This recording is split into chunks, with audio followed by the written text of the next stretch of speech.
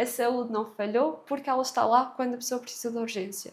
A saúde, se calhar, não foi tão eficiente como poderia ter sido numa situação ótima, porque houve essa grande fila de espera e tudo mais. Mas existe, ou seja, está lá. Agora, e isso é um bom primeiro passo, mas temos que realmente melhorar os nossos enquadramentos, Sim. como é a saúde, como é a educação, como é tanta outra coisa. Agora, dizer que vivemos num sistema corrupto, eu gostava de dizer que vivemos num sistema democrático, agora queremos é participar nele ou não.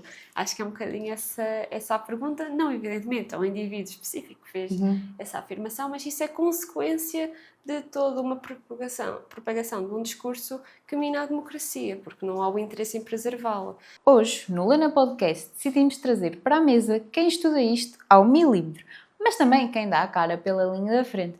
Ela é investigadora de doutoramento em Novos Mídia na Universidade de Aveiro. Estuda exatamente como a nossa geração consome informação e participa na democracia e também é deputada municipal pelo Partido Socialista em Aveiro.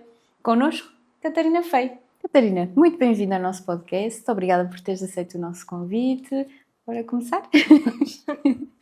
Catarina, tu investigas na Universidade de Aveiro a forma como os jovens também consomem a informação, desenvolvem politicamente através também dos novos mídias. Algum termo que eu diga erradamente, estás à vontade para corrigir. Okay, até agora tudo. O que é que mudou radicalmente na forma em como é que a nossa geração e a geração mais nova decide o seu voto em comparação com a geração mais tradicional?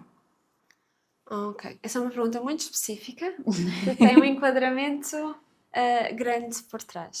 Acho que é perceptível para toda a gente que nós, nas últimas décadas, mudámos radicalmente a forma como nós consumimos informação, as redes sociais, mas isto vem tudo desde o início da internet. Temos uma web 2.0 em que todas as pessoas podem consumir informação, mas também criar e divulgar informação, e isto muda totalmente o enquadramento da forma como nós relacionamos com a informação, relacionamos uns com os outros. Isto aqui realmente rompe completamente com a geração dos nossos avós, dos jornais, dos mídias tradicionais.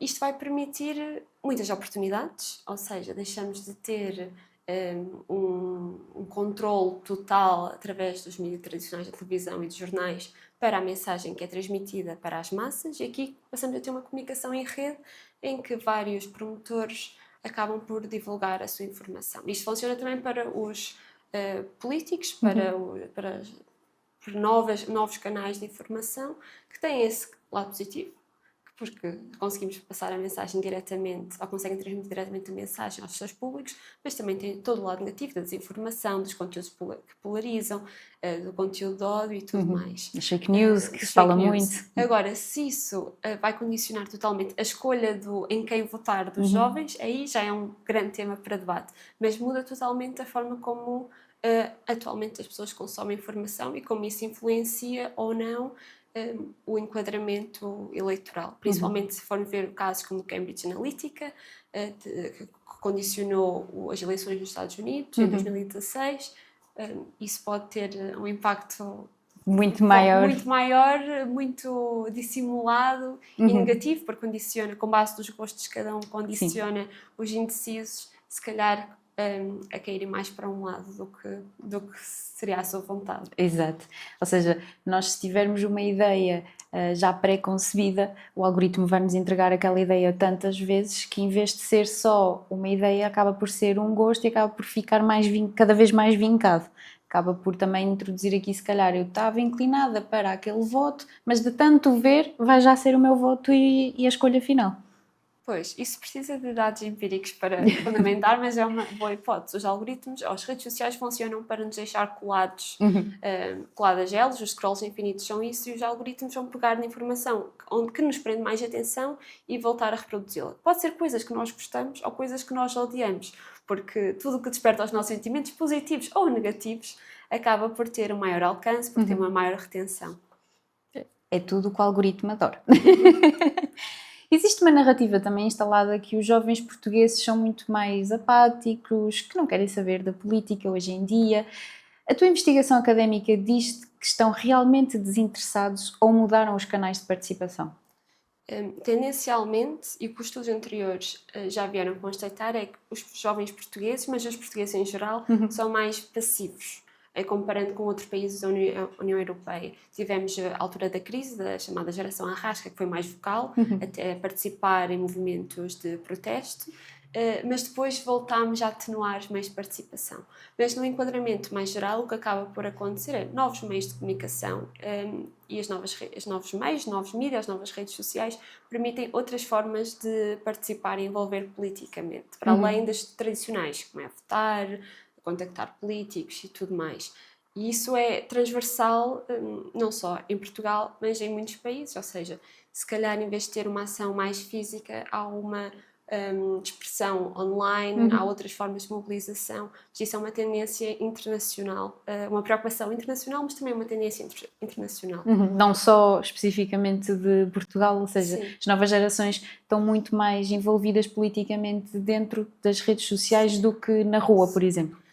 Acaba por ser um cíclico, ou seja, muitas vezes acaba por ser dentro das redes sociais que nasce movimentos que depois têm expressão offline.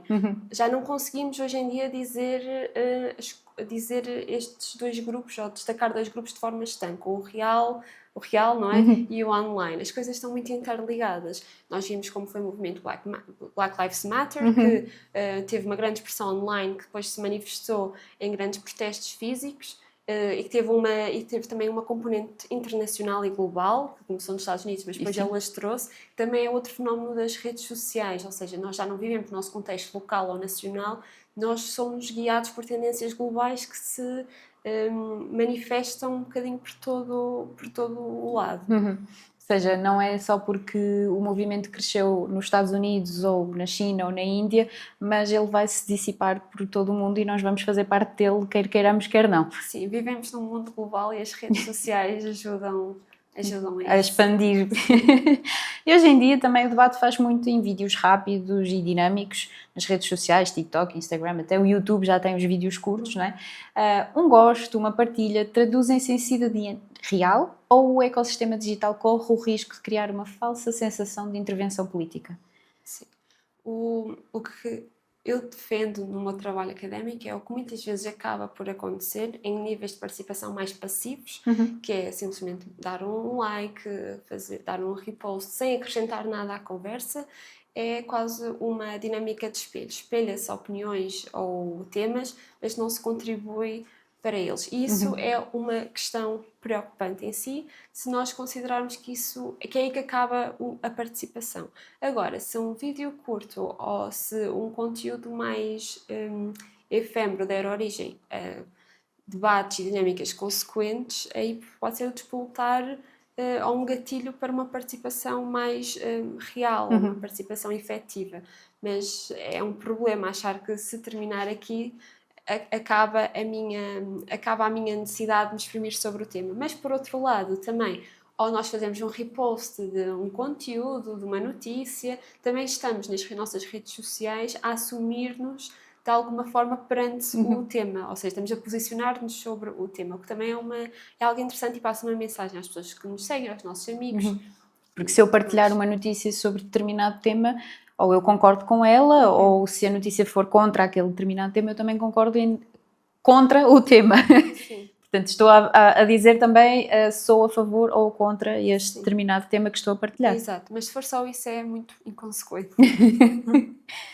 Os partidos também tradicionais parecem que muitas vezes a linguagem é um bocadinho quase que analógica e distante, não é? Sendo tu uma jovem que estuda comunicação, os novos mídia, o que é que o teu próprio partido ainda falha gravemente ao comunicar com os jovens? Ok. Eu acho que todos os partidos em geral falham ou têm dificuldade, porque quando nós falamos em comunicação partidária, falamos em muitos temas, são muitas faixas etárias, enquadramentos que precisam de políticas que dê resposta às suas necessidades. É a ter uma comunicação direcionada para todos estes enquadramentos, inclusive os jovens. Agora, eu acho que o grande dilema é para os partidos tradicionais e para os partidos democráticos. Nós temos um enquadramento mediático que valoriza grandes sentimentos, conteúdos que apelam muito ao sentimento, conteúdos curtos e conteúdos com capacidade de viralizar.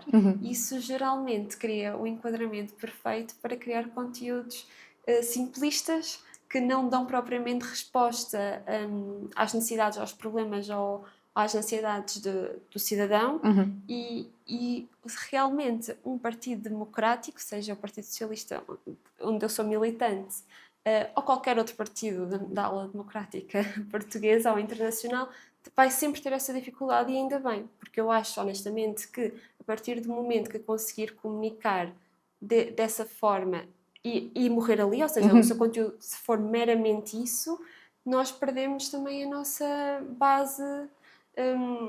base comunicativa e a nossa base política para responder aos problemas reais das pessoas, porque ninguém vai resolver nenhum problema num vídeo de 10 segundos ou numa dança ou o que quer que seja. Tu achas também que, por exemplo, os extremos, como a extrema-direita ou a extrema-esquerda, têm frases prontas e coisas que dão para fazer vídeos de 30 segundos e explicar um problema e uma causa em 30 segundos, e vocês demoram um bocadinho mais a explicar o porquê daquele problema, porque tem um fundamento maior e mais grave do que apenas em 30 segundos dizer este é o problema e esta é a solução?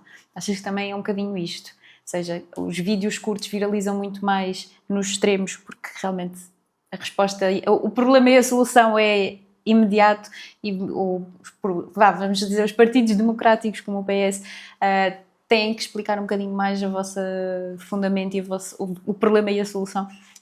Sim, é assim, nem todos os conteúdos do TikTok dos partidos têm que responder a um grave problema, não é? Mas se formos por esse enquadramento, evidentemente, é muito mais fácil fazer um vídeo de 10 segundos a culpar alguém, ou culpar uma minoria, ou apelar a um sentimento negativo sobre determinado enquadramento ou setor da nossa vida coletiva, e muitas vezes não é preciso de forma nenhuma dar a solução, é só arranjar um culpado e já publicar, e já está. E depois é engraçado, não tem piada nenhuma, mas é engraçado porque vai ter uma reação tanto de quem concorda com este conteúdo como quem discorda totalmente, porque lá está, gera um sentimento ou de alívio por haver uma resposta tão simples a uma aflição, ou então de contestação de alguém que discorda plenamente do que lá está, e vai ter uma repercussão muito maior. E gera-se um debate em torno de um vídeo que se calhar não merecia tanto debate. Sim, se calhar não debate, porque debate temos de ter em consideração que havia o diálogo e troca de ideias, e tentar chegarmos a um consenso, a uma decisão coletiva. Às vezes mais é muito barulho à volta de um tema e saímos lá todos mais chateados e sem criar respostas para nada. Sim, tentar impingir a minha ideia ao outro quando ele tem uma ideia completamente diferente e não vamos sair disto. Quanto mais eu tento dizer que a ideia dele está errada, mais ele está a achar-se que está certo. Portanto, abrimos aqui um fosso entre duas pessoas e não vale a pena. O fosso geracional na política está demasiado grande. Ou seja, temos pessoas reformadas, muitas pessoas reformadas e alguns jovens que estão a entrar hoje no mercado de trabalho. Como é que se constrói esta ponte que possa ligar as crenças dos reformados que precisam de aumentos nas reformas, que precisam de mais apoio, e os jovens que estão a entrar hoje no mercado de trabalho, por assim dizer, também que estão a atingir a maioridade e que vão começar a votar? Sim. Eu acho que aí é um contexto muito humano, ou seja, se for do ponto de vista de como é que nós, enquanto jovens, ou como nós, enquanto mais idosos, conseguimos olhar para as preocupações de outra geração, acho que tem um bocadinho a ver com os nossos enquadramentos, porque todos nós temos ou conhecemos ou partilhamos espaços com avós, com filhos, com netos, e percebemos aflições que não nos atingem, porque ainda não estamos nesse enquadramento, ou já não estamos nessa fase de vida, mas que são preocupações. Evidentemente que, considerando o aumento do custo de vida, considerando o prolongamento até da esperança média de vida, ou mais necessidade de apoio da população idosa, tem preocupações muito específicas, e por outro lado, os jovens estão interessados no mercado de trabalho, que procuram melhores condições no mundo global, numa Europa aberta, que tanto estão cá como podem procurar outras melhores condições, ou outras aventuras, muitas vezes é mesmo isso, porque é isso que é a União Europeia, não é? Explorar uma nova... É essa oportunidade para explorar. Vão querer coisas diferentes, mas não vão querer coisas diferentes porque estão em fases diferentes, mas não há, acho que, necessidade nenhuma de uns não empatizarem com os outros, e muitas vezes as políticas conseguem-se fundir e fazer um... Sim, os programas podem-se fundir e pode-se olhar para os dois enquadramentos e haver propostas para ambas as faixas etárias. Depois, dentro das faixas etárias, temos muitos enquadramentos diferentes também, portanto, só dividir por faixas etárias às vezes pode ser muito simplista também. Na literacia mediática e digital, deveria de ser uma prioridade nas escolas combater as fake news? Ou de que forma é que o Estado também tem falhado na preparação de os jovens para lidarem com a desinformação? Porque nós tivemos aqui o título da geração mais informada de sempre, mas depois também temos a geração mais desinformada de sempre, porque há imensas notícias falsas e nós podemos... Ok, isto é uma notícia verdadeira, é falsa, eu estou a olhar para isto como? Sim. Esse é um grande desafio que começou no final da década passada, também na escola, a incorporar mais disciplinas ligadas à vertente da participação cívica, que também abordava esses temas, mas há muitas dificuldades, agora falando concretamente nos jovens que estão no ensino obrigatório, há muitas dificuldades na implementação, porque os professores já têm os seus desafios, evidentemente, têm as suas disciplinas para as quais são formados e são profissionais para as exercer. A literacia mediática é um tema muito complexo, cada vez mais complexo, que necessitava de ter profissionais aptos para construir tanto os programas como para depois lecionar e perceber perfeitamente que um professor português, matemática, qualquer outra disciplina, depois tenha, seja um desafio entre o tema da literacia mediática e mais tantos outros que estão ligados às disciplinas de cidadania, lecionar isso tudo. Eu acho que passa muito por um problema que nós temos, como todos os países têm, também, lá está um tema internacional, que nós estamos sempre a correr atrás do prejuízo, porque a tecnologia evolui tão rapidamente que até nós conseguimos legislar sobre ela, até nós conseguimos criar estratégias para combater problemas da desinformação, como é o problema do ódio online, como é o problema da inteligência artificial, com as deepfakes, com cada vez mais, é mais preocupante a forma como é difícil distinguir um vídeo feito com inteligência artificial ou um vídeo real, sim. E isso não é só, e outra preocupação que nós temos de ter, não é só com os jovens, porque se calhar os mais novos até conseguem mais rapidamente, como estão mais habituados aos conteúdos, distinguir, mas nós temos uma população idosa, uma população mais envelhecida que tem muita dificuldade em distinguir desinformação e distinguir conteúdo manipulado ou conteúdo feito com inteligência artificial. Mas é como a reciclagem, quanto mais nós formarmos novas gerações, mais elas conseguem incutir também hábitos em casa e nas suas famílias para combater e para criar hábitos de verificação e tudo mais. Isto é um tema muito longo que não tem uma resposta concreta. Sim, exato. Como se diz muito hoje em dia, tem muitas camadas para se ir debatendo.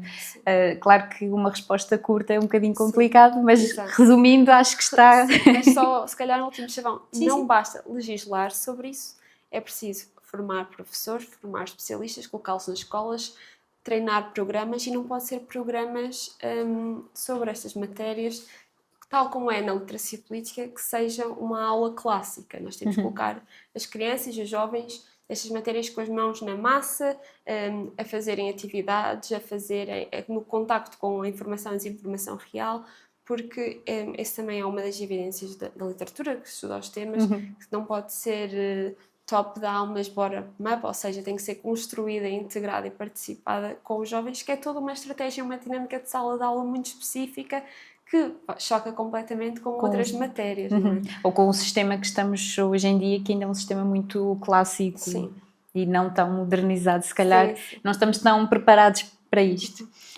Não podíamos deixar de falar da crise da habitação, porque isto é o maior drama da nossa geração atual. Muitos jovens queixam-se abertamente de que mesmo com estudos, a trabalhar, não conseguem sair da casa dos pais. Que impacto é que isto tem na emancipação, na saúde mental de uma geração inteira?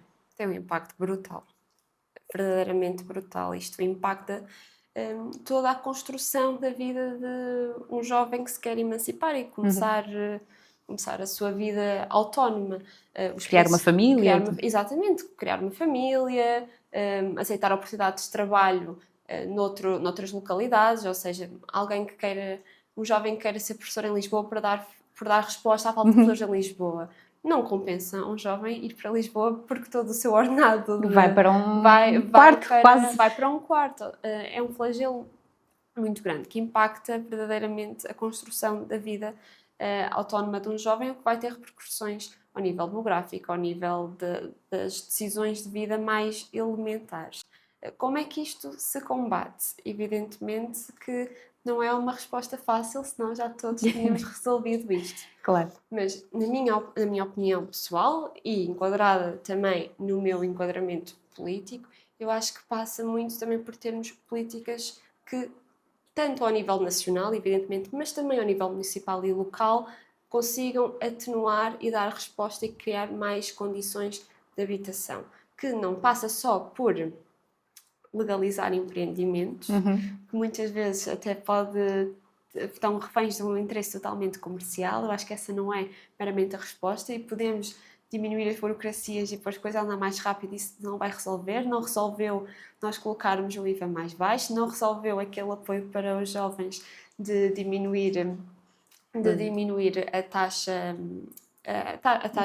inicial. Até agora o Banco Europeu veio dizer exatamente o contrário. Mas o que nós podemos fazer é políticas a curto, médio e longo prazo. Isto exige uma grande vontade política que é transversal a vários partidos, a nível nacional, nas várias autarquias, que passa por programas de arrendamento acessível, programas de arrendamento para jovens, construção pública, construção para a classe média. E nós temos acho que há uma grande aflição quando falamos de habitação, principalmente de habitação a nível municipal. E é muito triste, e acho que é de uma grande falta de humanismo, porque nós quando falamos de construir habitação e habitação pública, há muito este estigma que é a habitação para criar bairros sociais para os coitadinhos que têm um carro bom, que estão no café. Isso é verdadeiramente vergonhoso. Eu já vi isso acontecer, a ser dito por presidentes de Câmara, em momentos de assembleias, de reuniões de Câmara, e é muito triste de o ver, quando na verdade precisamos de uma política integrada. Sim, precisamos de criar habitação social, porque há muitas famílias que têm muita dificuldade, estão em fase de vida difíceis, têm muita dificuldade em ter uma habitação para os seus filhos, para as suas vidas, vivem em condições muito precárias, mas também construir habitação pública para a classe média, para dar mais respostas ao mercado, para tentar descer os preços do mercado. E enquanto isto é um projeto a longo prazo, enquanto isto não acontece, temos de criar políticas que incentivem a colocar mais casas no mercado, se calhar fazer transição entre ALs para casas para o arrendamento tradicional, se houver dinâmicas no município que já estejam a desenvolver organicamente essa passagem, por falta de oferta às vezes turística, incentivar ainda mais para colocar mais casas no mercado. Podemos passar em fazer estratégias de atenuar as rendas com apoios municipais para as jovens famílias, para elas emanciparem-se mais cedo. Não há falta de estratégias, não há falta de tentativas de políticas. O PRR, com os fundos comunitários, deu aqui uma grande oportunidade para construir habitação a nível municipal. Alguns municípios aproveitaram e bem, outros, como é o caso de Aveiro, não aproveitaram e é muito triste. Mas passa por experimentar. O que não pode acontecer é deixar o mercado resolver, porque o mercado já mostrou que não resolve. Não resolve. E vamos ter sempre famílias aqui em listas de espera e com camadas e camadas de contas por pagar até alguma solução milagrosa aparecer. Catarina, estavas, como referias no teu papel de deputada municipal, assumes uma postura muito vincada também sobre os problemas da região a nível da habitação. Num dos teus vídeos também perguntavas porquê é que os jovens não conseguem ficar no centro da cidade. Qual é que tem sido a tua luta na Assembleia para travar esta quase que expulsão dos jovens do centro da cidade? Acho que, em primeiro lugar, não é minha de todo a luta. Eu acho que é uma posição do grupo parlamentar em que eu faço parte, do partido que eu faço parte, do Partido Socialista em Aveiro, que sempre teve uma posição muito vincada sobre a necessidade de criar opções e criar políticas para a habitação a nível municipal, porque os municípios podem ter aqui um papel muito importante. E já que estamos a falar no nível da região, houve muitos municípios na região que aproveitaram os fundos comunitários, criaram estratégias para a habitação, que não aconteceu em Aveiro. Foi no final do último período autárquico que foi criada uma pseudo-estratégia ou um pseudo-levantamento das condições de habitação do município, mas sem qualquer tipo de política pública para implementar. Eu acho que isso tem sido tem sido uma posição do Partido Socialista, uma vontade do Partido Socialista, também certamente de outros partidos, de criar mais respostas. Na nossa visão, passa pela construção de habitação pública, passa por estratégias a curto prazo de apoio ao arrendamento, passa por qualquer coisa. Já estamos nesse ponto. Porque desde que façam alguma coisa. Vamos fazer alguma coisa, porque não há essa vontade política. E o que é triste, porque isto não é uma luta partidária, isto é uma luta humana. O direito à habitação é um direito humano. E muitos partidos também, outros partidos, outros municípios que são governados por outros partidos, inclusive do mesmo partido que governa o município de Aveiro, têm políticas e estão a implementar políticas e foram buscar fundos comunitários e estão a agir na questão da habitação. Nós em Aveiro não conseguimos de todo perceber a inércia em relação à habitação nos últimos 20 anos, porque em 20 anos somos governados por o PSD, em coligação com o CDS, agora com o Chega, não foi construída a habitação pública, não há uma estratégia, principalmente desde que a crise da habitação ficou mais atenuada, que não há essa vontade política e nós não percebemos, mas estamos sempre aqui prontos para propor, para questionar e para ir buscar também bons exemplos de outros municípios e tentar perceber como é que os podemos transpor para o nosso contexto em Aveiro. Achas que também a diferença que existe no próprio distrito de Aveiro, ou seja, entre o litoral e o interior, há muita falta de meios e de coisas que ajudam a fixar as pessoas fora dos centros urbanos, ou seja, há muita gente que também quer ficar mais perto do centro porque trabalha, porque estuda, aqui também um bocadinho falta de transportes públicos, se calhar a parte interior do município fica meio que abandonada, se calhar porque não temos os meios para fixar as pessoas nessa zona? Sim, quando nós falamos de uma política municipal para a habitação, temos de falar de uma política integrada, porque nós não precisamos construir só habitação, promover a habitação no centro da cidade, pelo contrário. E uma das nossas bandeiras também, e o nosso candidato disse muitas vezes durante as eleições autárquicas, era que quem vive numa freguesia se calhar mais periférica pode ter tão a melhor qualidade de vida como alguém que vive no centro, mas é preciso criarmos uma estratégia integrada para que isso aconteça. É preciso mobilidade, é preciso escolas, é preciso creches, é preciso centros de apoio aos vários níveis, criar bairros, dinâmicas específicas. Isso só acontece se houver também essa vontade, porque é impossível nós vivermos com boas condições, se calhar na zona da Eirol, se nós não tivermos um apoio à infância, uma creche, um centro escolar nessa zona, que dê resposta às famílias, se nós não tivermos transportes públicos que permitam os jovens com facilidade, aos idosos com facilidade, virem até ao centro da cidade. E quando falamos dos jovens e dos idosos, também temos de falar de ter respostas para um trabalhador poder deslocar-se com facilidade, por ser uma escolha mais cómoda, mais ambientalista, através do transporte público, mas passa um bocadinho por isso, é uma visão integrada que eu sinceramente acho que falha e depois são as próprias localidades que perdem com isso, porque deixam de ter tanta população, as pessoas deixam de se fixar, ou não é uma comunidade que acaba por, para além de perder pessoas, fica mais envelhecida, que cria outros problemas, e há muitas oportunidades nessas freguesias, têm todo o potencial para criar todas as condições para terem famílias também felizes a viver lá. O PS também levantou recentemente no Parlamento um debate urgente sobre o custo de vida, porque todos os dias nós vemos o custo de vida aumentar. Para o cidadão comum, qual é que, na tua opinião, seria a principal proposta para devolver a compra real e imediata ao cidadão? Poder de compra. Em geral ou a nível só de habitação? A nível geral, poder de compra. Porque o custo de vida está em nível geral, combustíveis. Agora só perceber se estamos a passar mais do tema da habitação para um tema mais global. Eu acho que, lá está, há várias pequenas políticas que foram desenvolvidas ao longo do tempo e nos últimos anos também pelo Partido Socialista, quando éramos governo, para atenuar algumas crises, como foi a crise do aumento dos combustíveis.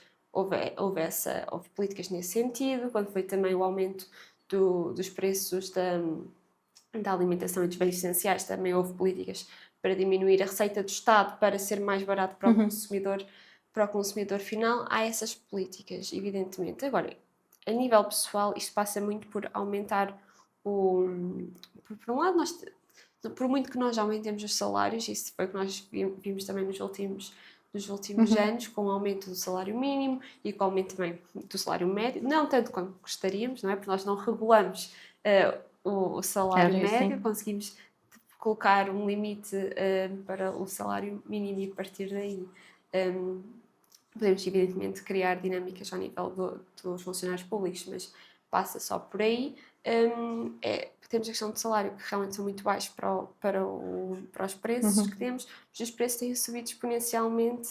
E se antes Portugal era um país barato até para os turistas, já ouvimos muito dizer isso, agora já nem se queixam. já nem para isso, e às vezes até há uma tendência a procurar outros contextos europeus, onde se calhar os valores ainda são um bocadinho mais, que era Portugal se calhar há 10 anos, com valores mais em conta. Se há uma solução concreta para isto tudo, evidentemente que não há. E eu não consigo dizer, isto fica resolvido e toca andar. Dá uma solução rápida. Nada, está aqui. Não, evidentemente que não existe, mas passa por valorizar os salários. Eu acho que depois temos estratégias a longo prazo que nós temos de refletir. Nós taxamos a produtividade, não é? Nós taxamos o trabalho, nós não temos uma estratégia para taxar a riqueza. Ou seja, nós temos pessoas que contribuem muito do seu rendimento para o coletivo, mas se calhar depois temos pessoas que verdadeiramente têm uma riqueza exponencial que aumenta todos os anos e o retorno para o coletivo não é sequer comparável a um retorno de um trabalhador que até tem um salário se calhar mais simpático, dentro do salário médio acima, e que retorna muito do seu salário para o coletivo, para a saúde, para a educação, para as infraestruturas, para as coisas que nós todos usamos no nosso dia-a-dia, porque a luz nas ruas não aparece por obra e graça do Espírito Santo, nem o alcatrão, nem tudo. Sim, o que nós usamos no nosso dia-a-dia. É tudo um esforço coletivo, consoante os nossos salários, não contribuímos um bocadinho mais. Mas eu acho que passa por nós também, na minha opinião, acho que devíamos rever como é que nós contribuímos para este coletivo. Evidentemente que os trabalhadores que são mais bem remunerados contribuem, mas se calhar temos que olhar para quem é que possui grande parte da riqueza, como é que nós podíamos criar estratégias para haver um contributo mais justo nesse contexto para tornar aqui um equilíbrio um bocadinho maior. Nós também tivemos aqui um relato a nível de um trabalhador. E passo a citar: sou um trabalhador e recebo um bocadinho acima do salário médio. Cada vez que tenho um aumento ou faço horas extraordinárias, sinto que o Estado me vem ao bolso e leva quase tudo em IRS. Parece que tentar subir na vida é quase um crime, porque somos asfixiados para pagar serviços públicos e depois funcionam mal. Na tua visão, Catarina, sobre esta percepção que o Estado penaliza o mérito e depois também os serviços públicos, quando precisamos deles, né? Nós descontamos para que eles funcionem bem. Quando vamos lá, eles não funcionam ou não funcionam muito bem como deveriam. O que é que poderíamos fazer para melhorar, e porque é que um trabalhador também se recusa a fazer horas, porque depois é tudo descontado? Sim. Eu acho que, lá está, para começar... São duas... Lá estou eu a fazer camadas. Mas, evidentemente que eu percebo a frustração, não é? De dar um esforço extra e depois sentir que grande parte, ou que uma parte desse esforço acaba por não vir diretamente para nós, depois é dividido ou cobrado em impostos. Eu empatizo, não quero de forma nenhuma antagonizar esse sentimento, porque acho que é um sentimento generalista, mas para começar não é tudo, ou seja, há escalões, nós podemos olhar para o quê? Podemos refletir sobre os escalões e, um bocadinho que eu estava a dizer anteriormente, diluir os escalões e tentar arranjar outras formas de financiar o coletivo, não é? O nosso Estado Social, como por exemplo, ou pela riqueza, taxar de alguma forma a riqueza, ou taxar a produtividade não do trabalhador, mas da empresa, em contextos em que nós vamos ter cada vez menos trabalhadores e mais máquinas, mais inteligência artificial a criar e produzir, e se calhar temos menos trabalhadores, vão contribuir menos para a segurança social, que lá está, temos aqui outra questão. Eu acho que nós temos que olhar para isso.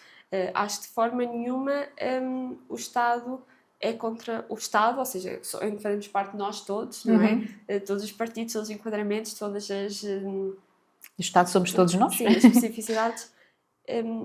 Eu percebo, de alguma forma, a revolta que é sentir que quando precisamos de coisas, a ideia de que quando precisamos de coisas não estão lá, mas eu acho que não é uma ideia real. Dizendo isto da seguinte forma, há coisas a melhorar, evidentemente que há. A saúde precisa de dar uma resposta mais, em várias áreas, uma resposta melhor.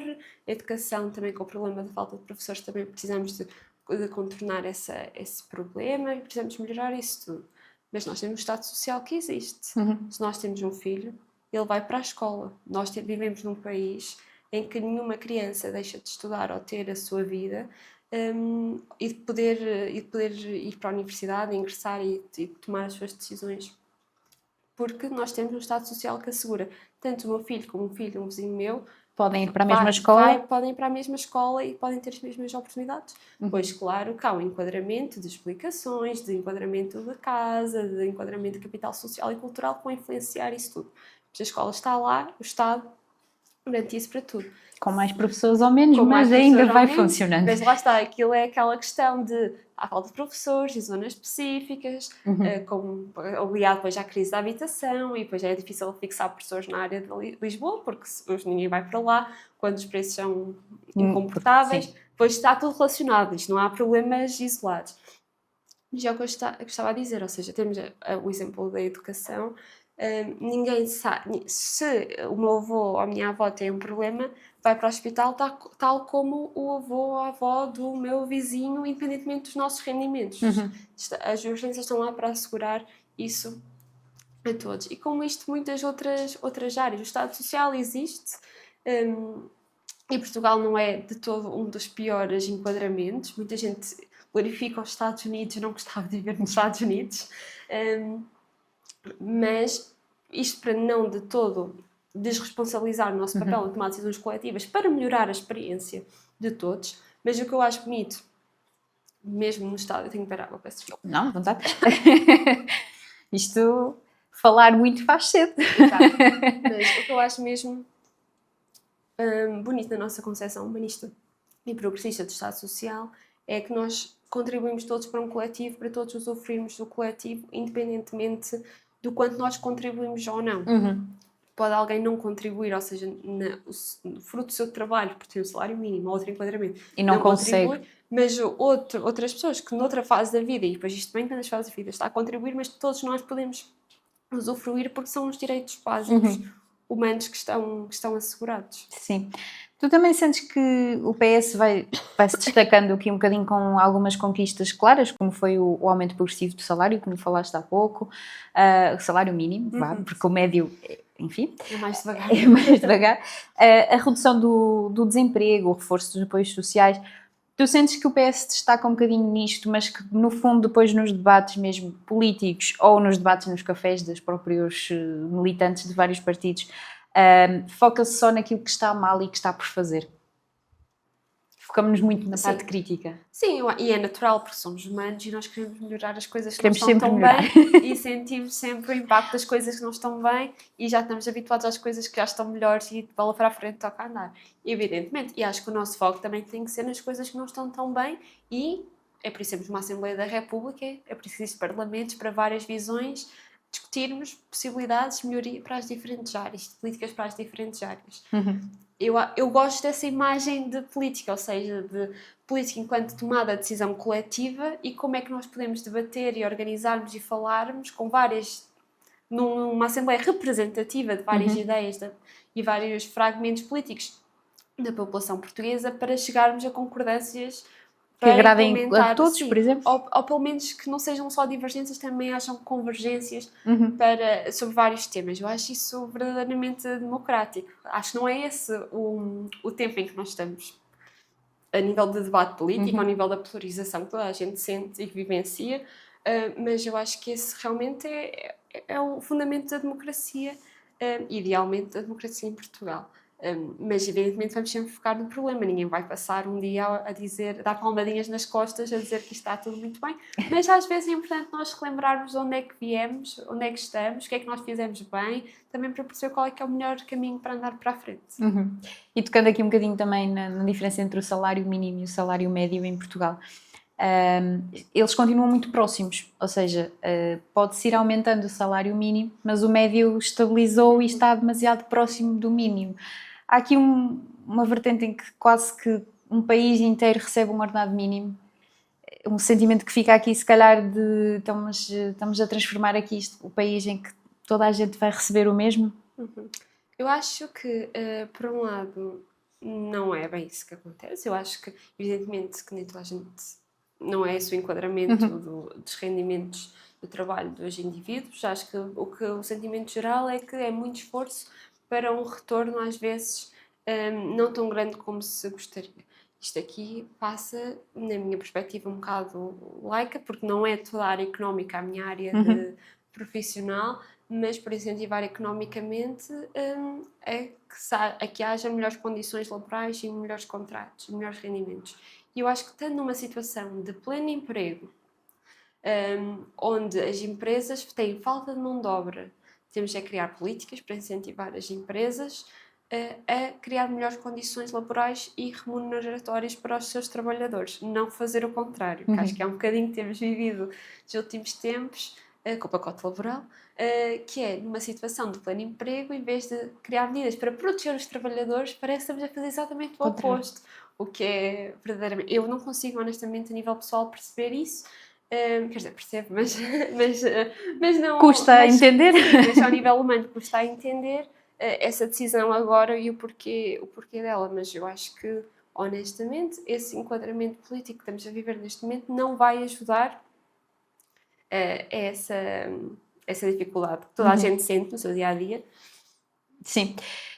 Nós também temos aqui um relato sobre o SNS, porque, pronto, é mais uma das coisas que está interligada também para fixar pessoas, por exemplo, como estávamos a falar há pouco, no interior. E temos aqui um relato de uma pessoa que descontei toda a minha vida e agora que preciso de cuidados sinto-me abandonada. No meu centro de saúde não há médico de família e da última vez que me senti mal estive 14 horas numa cadeira de urgência. O PS diz que defende a saúde pública, mas a realidade é esta. Onde é que está o dinheiro dos nossos impostos? Isto acontece no nosso dia-a-dia. Muita gente que precisa de um médico de família e não tem. Nós ouvimos muito dizer vai haver médicos de família para todos. Na realidade isto não aconteceu, assim como os professores, como falávamos há pouco. Como é que se consegue atenuar um bocadinho e tentar que as pessoas tenham um bocadinho mais de paciência nas filas de espera? Da espera da urgência é sempre complicado. Eu acho que para começar, nós temos sempre grandes assimetrias territoriais. Portanto, eu não sei se esse relato e não tem que saber, não é isso que eu estou a dizer.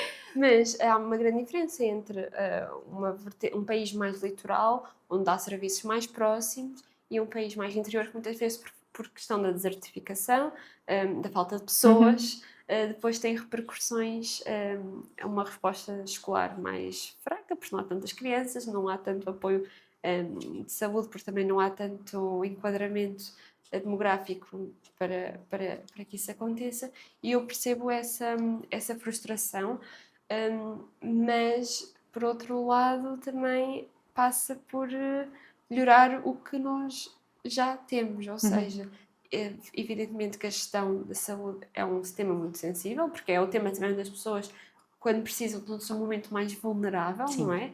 Evidentemente.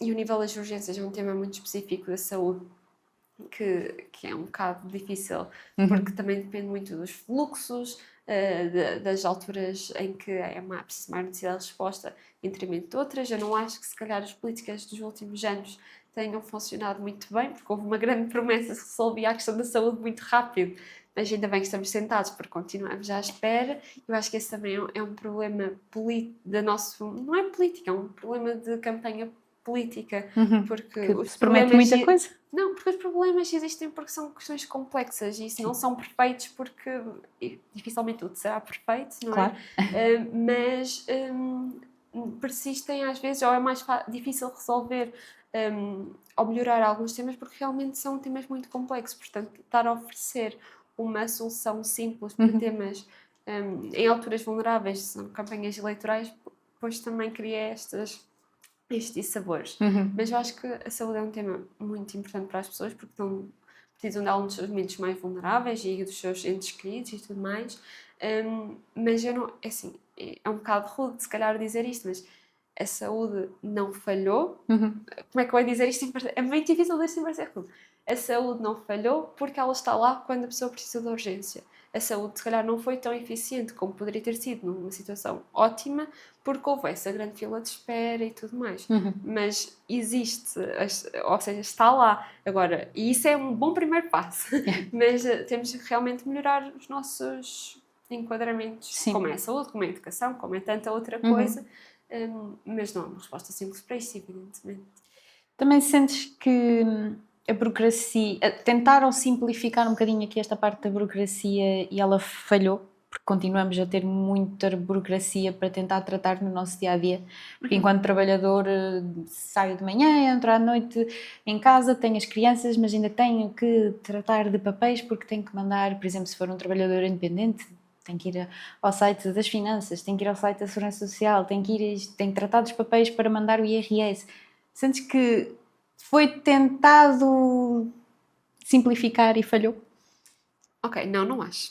Eu vou explicar porquê. À vontade, por isso é que é a pergunta. Eu acho que nós tivemos, nos últimos anos, uma grande modernização administrativa. E acho que o Partido Socialista fez mesmo um trabalho muito bom na modernização administrativa, que merece ser continuado e não pode ser descurado.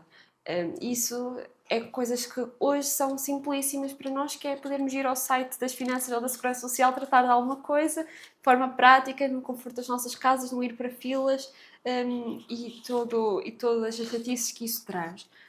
Acho que foi mesmo um trabalho notável em vários âmbitos do Estado. Agora, o que é que acontece? Eu acho que aí está a grande dificuldade para acelerar ainda mais os processos.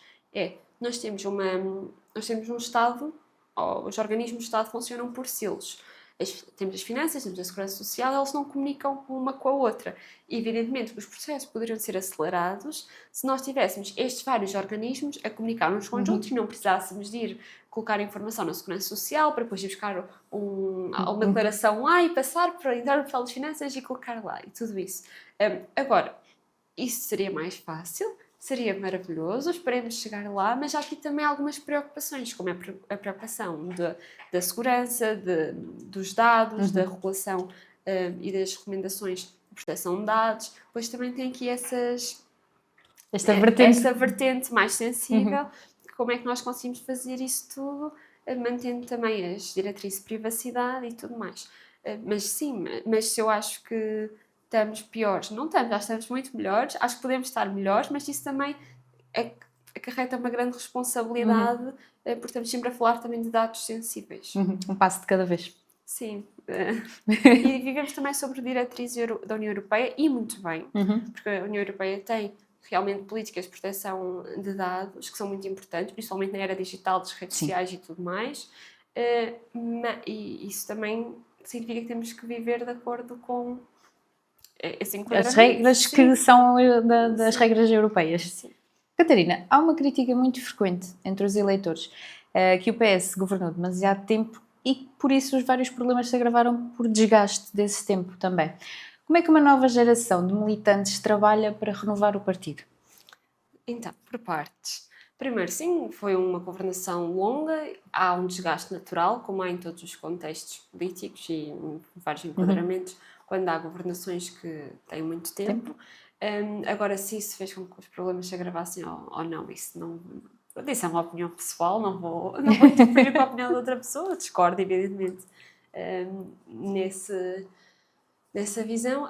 Agora, renovar os partidos, é necessário pessoas novas, que não significa só pessoas jovens, pode ser também pessoas que comecem a participar, independentemente da idade, mais ativamente, e os contextos locais, pelo menos é a minha percepção, porque é também o meu enquadramento, são oportunidades muito grandes para incentivar a participação e para chamar as pessoas para tomar parte da tomada de decisão coletiva. As juntas de freguesia e os municípios acabam por ser mais fácil perceber como é que o nosso esforço ou as nossas ideias conseguem se concretizar.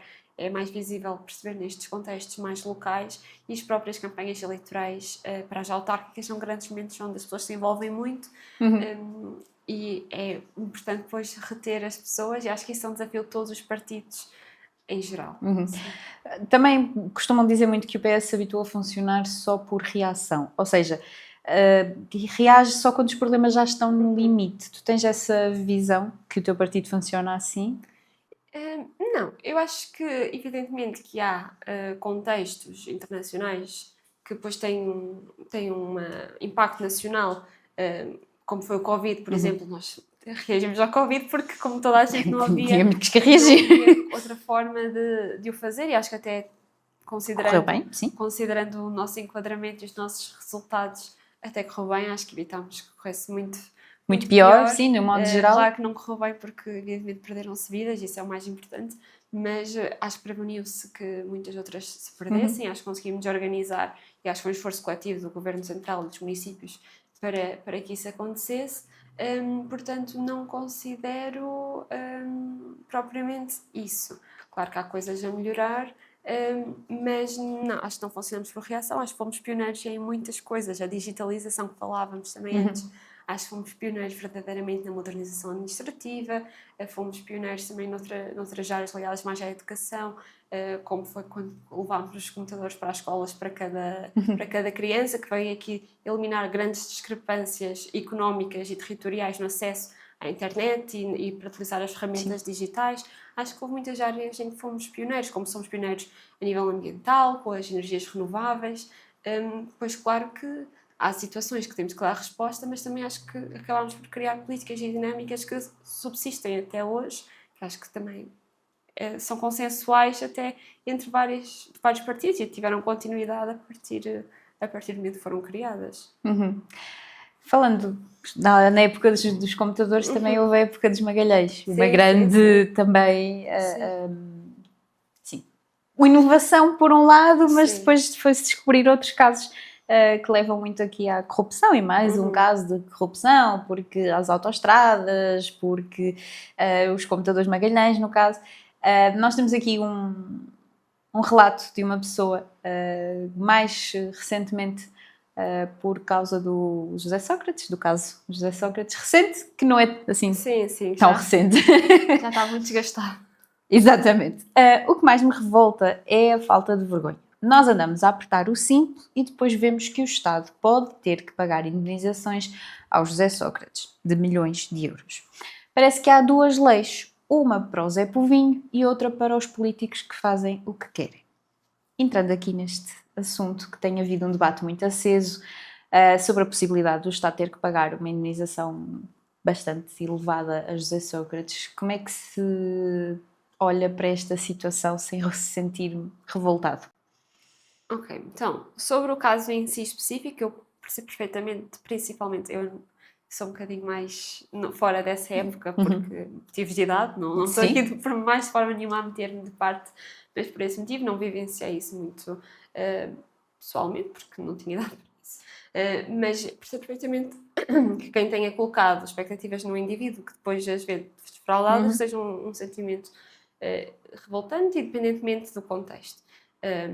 Seja de que partido for ou que enquadramento for. Agora, acho que há a justiça, o que é da justiça, e eu confio na justiça em Portugal para lidar com fazer o que lhe compete. A questão das indemnizações, eu acho que temos um problema sistémico de atraso na justiça, que afeta toda a gente. Não é só este enquadramento, não é? Afeta toda a gente, e eu acho que isso é uma das principais preocupações das pessoas quando falamos do tema da justiça, que há aqui uma necessidade de tornar uma justiça mais célere, para também evitar os atrasos e evitar outras situações. Mas eu não me vou pronunciar sobre um tema, porque primeiro não é a minha área e eu não vou estar a dar palpites, porque também não o quero fazer. Compreendo a frustração, não me cabe a mim estar a dizer o que quer que seja, porque é uma área que compete à justiça, à política é uma área à parte, e ainda bem que assim o é. Mas sim, acho que a questão de forma global, a justiça de ser um processo demorado afeta toda a gente, independentemente do enquadramento social, económico. E isso é um dos problemas que as pessoas mais se queixam, mas é muito difícil de resolver ou de entrar, porque também é algo sensível. De legislar ou trabalhar com a justiça é sempre algo muito sensível. Tu dizes que a justiça e o governo são meios separados, não estão interligados, mas há se posso dizer, uma crítica da extrema-direita que diz que o regime corrupto, eles afirmam, basicamente, que o regime corrupto capturou um bocadinho aqui as instituições pelo PS, ou seja, o PS capturou as instituições num regime corrupto e, portanto, para eles as instituições, seja justiça ou não, estão todas interligadas com o governo. Isto faz sentido? Eu adoro ficção. Eu adoro uma boa ficção política, um bom thriller político, e acho que o pessoal anda a ler demais, no sentido em que, não querendo de forma alguma ridicularizar nem ferir suscetibilidades, existem separações de poderes, ok? E isso é uma coisa. Pronto, há separações de poderes. Está fechado esse capítulo, próximo. Depois temos várias instituições que têm a sua autonomia, estamos numa fase de descrédito pelas instituições, mas é muito promovida por estas correntes mais populistas. Agora, dizer que vivemos num sistema corrupto, eu gostava de dizer que vivemos num sistema democrático, agora queremos é participar nele ou não. Acho que é um bocadinho essa a pergunta, não evidentemente, é um indivíduo específico que fez essa afirmação, mas isso é consequência de toda uma propagação de um discurso que mina a democracia, porque não há o interesse em preservá-la. Eu não quero entrar um bocadinho por aí, nem afirmar nomes, porque não fiz até agora, nem falar propriamente em partidos em específico, mas infelizmente em Portugal temos uma ala democrática e uma ala que se afasta da democracia, e temos de perceber também, e o governo também tem que perceber, porque falámos do trabalho, falámos de outras áreas, com quem é que quer dialogar. Eu saberia com quem queria dialogar se estivéssemos no governo, que é coisa que não estamos, e respeitamos perfeitamente o resultado das eleições. Mas pronto. Acusa-se muito a extrema-direita também de fazer uma política baseada no medo. Mas o medo que as pessoas têm em relação ao futuro económico não é legítimo. Como é que pode um partido, vamos dizer, da ala democrática, como tens dito até agora, acolher a dor destas pessoas que têm também estes medos económicos futuros, em vez de as empurrar para os extremos? Como é que se pode acolher as pessoas? Eu acho que todos os medos são legítimos à partida, não é? Não estamos de forma nenhuma, acho, a tentar tirar legitimidade aos medos e às ansiedades das pessoas, porque são fundamentadas com os seus enquadramentos pessoais ou com ansiedades que têm devido aos seus contextos.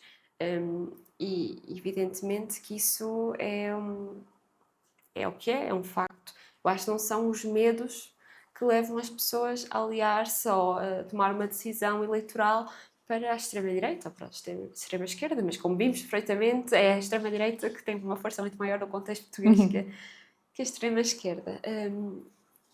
O que acontece é a forma como nós damos resposta ou como se usa esses medos para os propagar, para criar respostas simplistas, populistas, para criar um culpado comum para essas ansiedades e para dar uma resposta fácil, porque o que é difícil é pegar estes temas que são muito complexos, que estão todos interligados e tentar arranjar políticas públicas que vá melhorar todos um bocadinho, de forma a termos um enquadramento geral em que todos consigamos viver melhor, porque no final do dia eu acredito que as pessoas que dedicam um bocadinho do seu tempo à vida política é porque querem ajudar a melhorar a vida comum, não é? A nossa vida de todos. Mas eu tenho muita dificuldade em perceber, não no ponto de vista teórico, não é? Mas do ponto de vista prático, como é que nós temos pessoas eleitas que usam os medos das pessoas para minar minorias, para minar segmentos mais vulneráveis da população,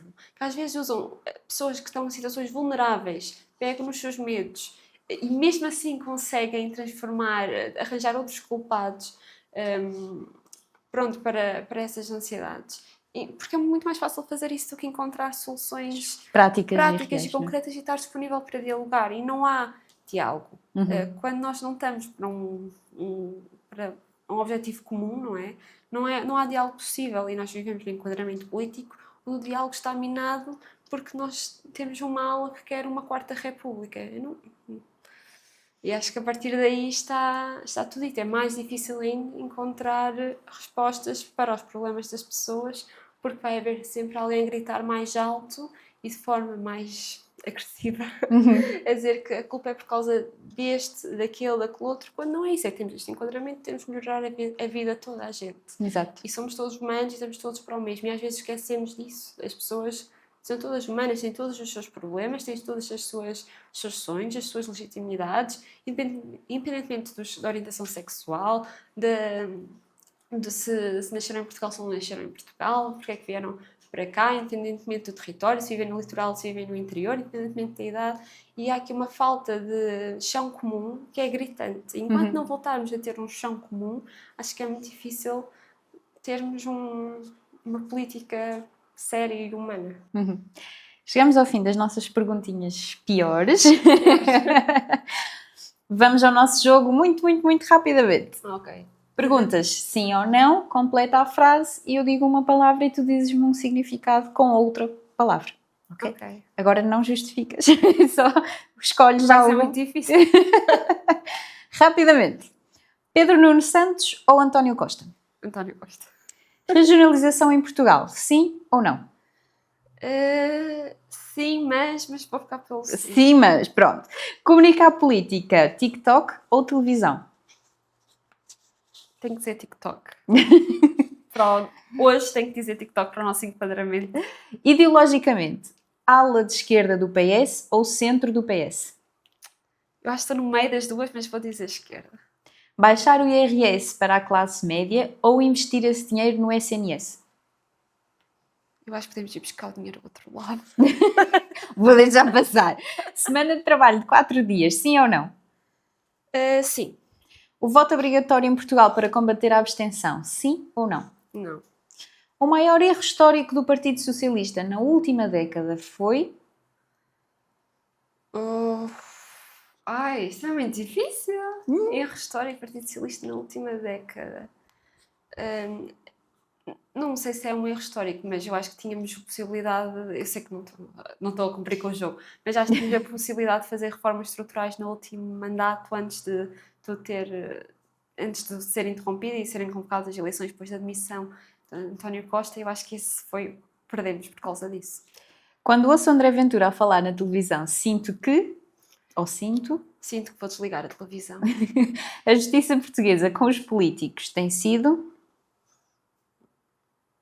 Eu gosto de acreditar que a justiça é sempre justa. Uma medida urgente para que os jovens não imigrem é? Mais políticas de fixação, apoio demográfico, aumentar salários. Entrar para a política ativa fez-me perder? Muito tempo, mas é bom. O político da oposição que eu mais respeito pela sua inteligência é? Da posição? De oposição. Tem que ser só Luís Carneiro. Sou obrigada. Não sou. A escola pública hoje em Portugal está a? Eu não sei jogar este jogo, mas tem que continuar a melhorar. Eu mudei ali. Pronto. Agora, nas palavras. Habitação. Mais. Geringonça. Consensos. Impostos. Bem comum. Insegurança. Uma palavra que significa o mesmo para ti. Extrema-direita. Aveiro. Casa. Subsídios.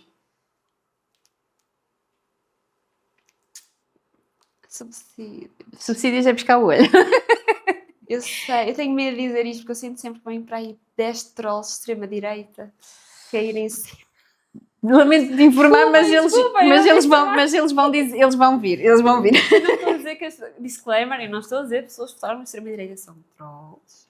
Eu estou só a dizer que existem muitos sentimentos sobre isto e não quero de forma nenhuma aborrecer as pessoas, apesar de estar a fazer por existir, como todos nós. No entanto, subsídios, justiça social, SNS, prioridade e corrupção. Justiça. Chegamos ao fim. Ok. Não doeu muito. Só um bocadinho. Se quiseres dar alguma palavra para quem nos ouve, estás à vontade. Dou-te meio segundo, que para ti já é 2 minutos. Sim. Não estava preparada para dizer isto, mas eu acho que é muito importante nós envolvermos na tomada de decisão coletiva, seja nos nossos enquadramentos mais locais. É muito bom podermos participar e termos espaços seguros para o fazer. Portanto, eu acho que se há alguma vontade de alguém jovem, independentemente da idade, de querer contribuir para procurar dentro dos partidos onde se encontra mais identificado, dentro das autarquias, das freguesias, eu acho que é muito importante lutarmos todos pelo bem comum, pelo bem das nossas terras. Pronto. Todos termos uma voz ativa na política. Sim, não é assim tão assustador. Não precisamos saber tudo sobre todos os temas. Eu acho que às vezes é ter vontade e estar disponível para dialogar e debater e fazer, e acho que isso é muito positivo. Não é assim tão complicado. Eu acho que às vezes os jovens pensam que têm que saber tudo sobre todos os temas e que não têm competência para, por causa disso, mas não é assim. É um espaço de debate e acho que todos são bem-vindos. Chegamos ao fim a mais um episódio. Portanto, se gostaram deste episódio, subscrevam, não percam os próximos, porque temos muito mais opiniões, muito mais histórias para verem. Obrigada, Catarina. Obrigada.